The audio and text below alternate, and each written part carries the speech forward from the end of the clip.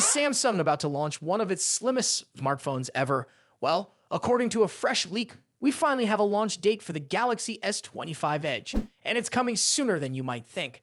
Back on April 3, early reports hinted that the Galaxy S25 Edge would be launched on May 13.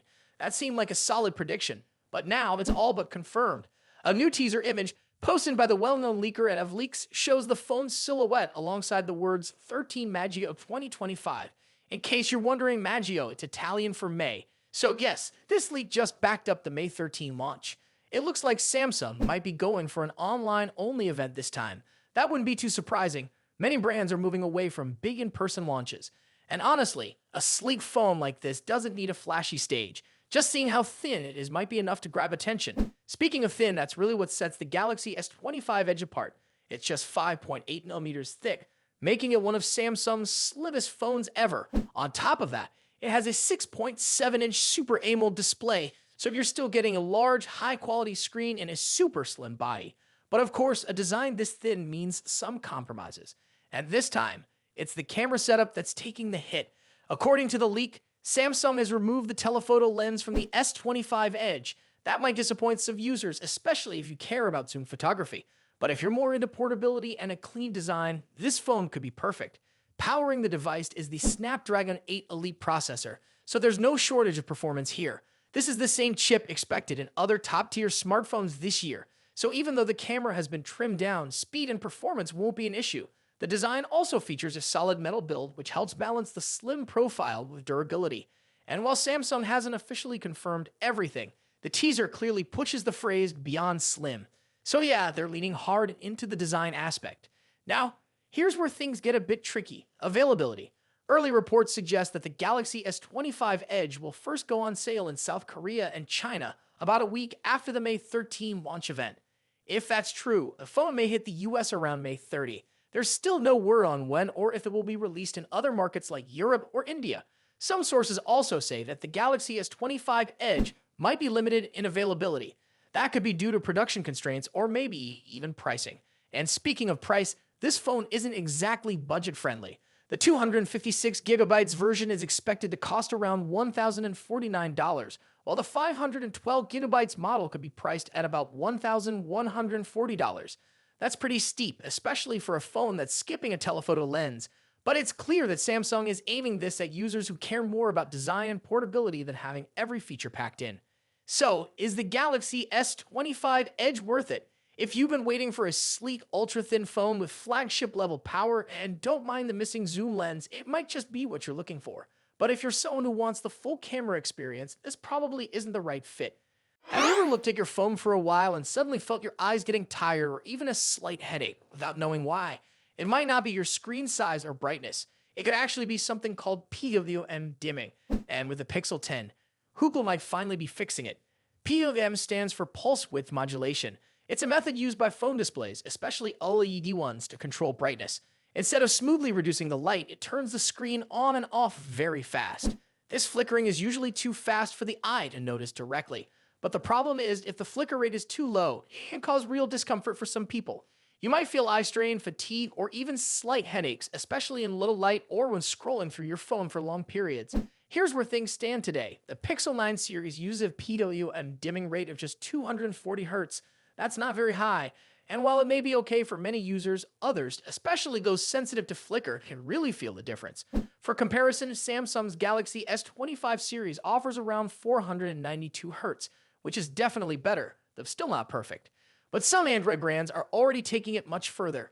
For example, Honor's Magic 6 Pro uses a 4,320 Hz PWM dimming rate, at least when brightness is below 30%.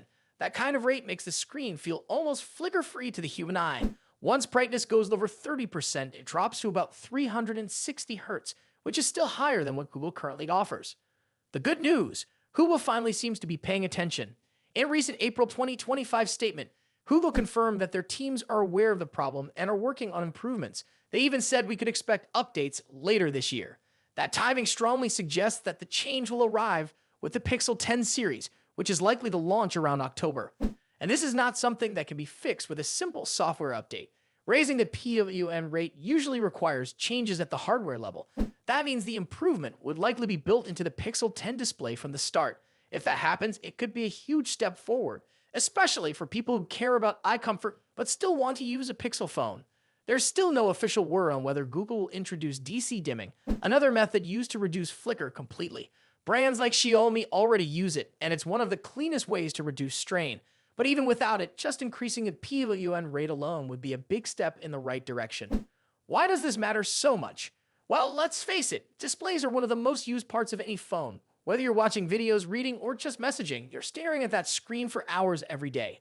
A more comfortable screen can improve your daily experience in ways you don't even notice right away, but your eyes do. Google's Pixel phones are already known for their great cameras, smooth Android experience, and regular updates. But display comfort? That's been one of the weaker points. This upgrade would help Google catch up with other Android brands and maybe even win over people who avoided Pixels for this reason.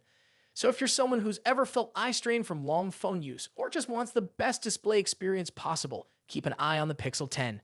And as always, nothing is confirmed until the launch event, but the signs look promising. We'll keep watching this story closely, so if you want to stay updated with all the latest Pixel news and smartphone leaks, make sure to like this video and subscribe to our channel. Thanks for watching, and we'll catch you in the next one. Is Samsung ready to launch its new foldable phones sooner than expected? According to the latest leaks, the Galaxy Z Flip 7 and Galaxy Z Fold 7 might be unveiled in the first week of July 2025, which would be earlier than last year's launch. If that happens, it'll be Samsung's fastest launch for its foldables so far. A new report from the Zhongyang says Samsung is planning a big Galaxy Unpacked event in New York, returning to the same city where it launched the Galaxy Z Flip 4 and Fold 4. In recent years, Samsung had moved its Unpacked events to Seoul and Paris, but now it looks like they're going back to New York for this launch. And this event might not only be about phones. Samsung is also expected to unveil a new Galaxy Watch, and for the first time, its Android XR-based headset, a mixed reality device meant to compete with others like Apple Vision Pro. On top of that, there are rumors that Samsung will tease two more new products, a more affordable Galaxy Z Flip FE, and the company's long-rumored tri-folding phone. But let's get into what we know about the Z Flip 7 and Z Fold 7. The Galaxy Z Flip 7 is rumored to come with a bigger 4-inch cover screen that stretches nearly edge to edge, making it more useful for quick tasks.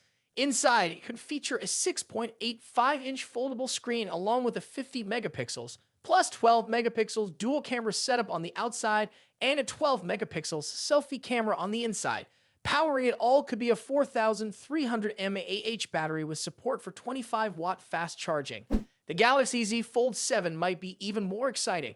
It could have a 6.5-inch cover screen and a large 8.2-inch foldable display inside. Camera-wise, we could see a 200 megapixels main camera, 12 megapixels ultra-wide lens, and a 10 megapixels telephoto lens with 3x optical zoom. There may also be a 12 megapixel selfie camera on the front and a new, improved under-display camera on the inside. It might be powered by a 4,400 mAh battery and also support 25-watt charging.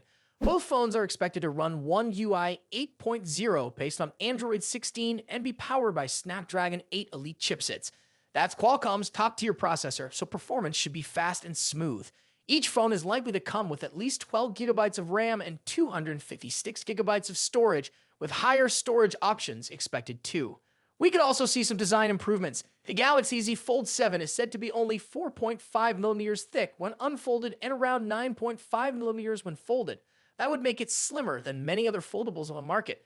Both phones may also have IP48 ratings, which means they'll be better protected against dust and water.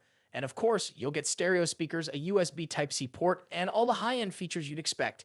So, to sum it up, Samsung is bringing its foldables early this year, likely during the first week of July, and they're packing serious upgrades. From better cameras and bigger cover screens to slimmer designs and more powerful chips, the Galaxy Z Flip 7 and Z Fold 7 could be Samsung's best foldables yet. What's more exciting to you, the new design, the improved specs, or the fact that it's launching early? Let us know what you think in the comments, and if you found this video helpful, hit the like button and subscribe to stay updated on all things tech.